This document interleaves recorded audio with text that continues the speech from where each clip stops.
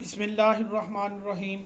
अस्सलाम वालेकुम वरहमतुल्लाह। हज़रत अबू रबी फरमाते हैं कि मैंने एक गांव में एक नेक औरत की शोहरत सुनी जिसका नाम फ़िज़ा था।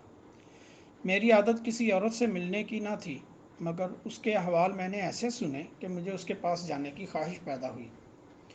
मैं उसके गांव में गया और उसकी तहकीक की तो मुझे लोगों ने बताया कि उसके यहाँ एक बकरी है जिसके थनों से दूध और शहद दोनों निकलते हैं। मुझे यह सुनकर ताज्जुब हुआ। मैंने एक नया प्याला ख़रीदा और उसके घर जाकर मैंने कहा, तुम्हारी बकरी के मुताल्लिक़ मैंने ये शोहरत सुनी है कि वो दूध और शहद देती है, मैं भी उसकी बरकत देखना चाहता हूँ।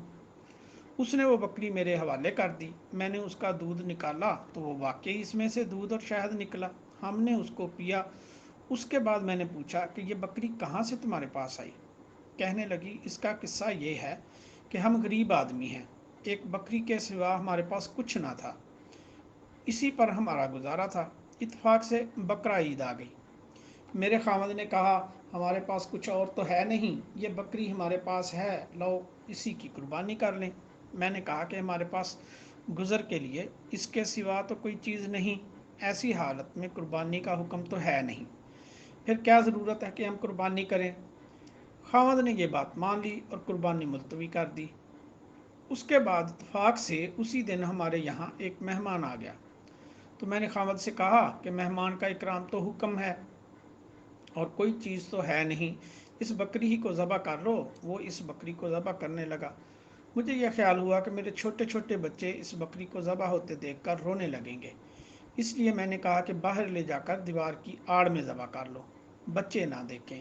वो बाहर ले गए और जब इस पर छुरी चलाई तो यह बकरी हमारी दीवार के ऊपर खड़ी थी और वहाँ से खुद उतरकर मकान के सेहन में आ गई। मुझे यह ख्याल हुआ कि शायद वो बकरी खामद के हाथ से छूट गई। मैं उसको देखने बाहर गई तो खामद उस बकरी की खाल खींच रहे थे। मैंने उनसे कहा कि बड़े ताज्जुब की बात है, ऐसी ही बकरी घर में आ गई। उसका किस्सा मैंने सुनाया। खामद कहने लगे, क्या बईद है कि हक ताला शानुहु ने इसका बदला हमें अता फरमाया हो।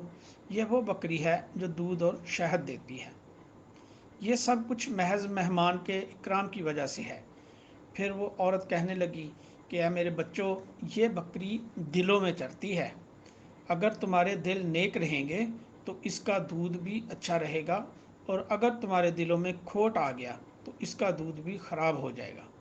अपने दिलों को अच्छा रखो, हर चीज़ तुम्हारे लिए अच्छी बन जाएगी। सुबहान अल्लाह व बिहम्दिही, सुबहान अल्लाहिल अज़ीम व बिहम्दिही।